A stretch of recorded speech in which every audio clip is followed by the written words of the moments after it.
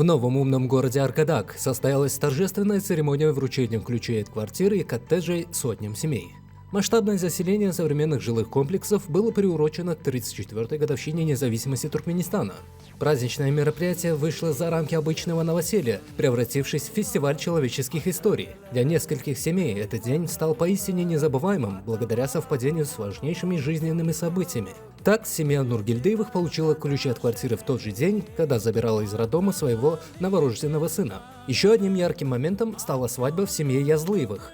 По старинной туркменской традиции, свадебный кортеж с участием всадников на халтикинских скакунах проследовал по улицам нового города в дворец счастья, а оттуда прямиком в новый коттедж, ключи от которого молодоженам вручили в день бракосочетания.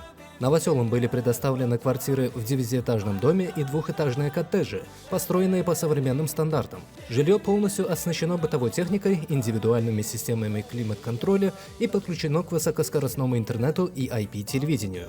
Церемония вручения ключей прошла в праздничной атмосфере с участием официальных лиц, почетных старейшин со всех регионов страны и сотен жителей. Мероприятие сопровождалось выступлениями артистов и национальными обрядами.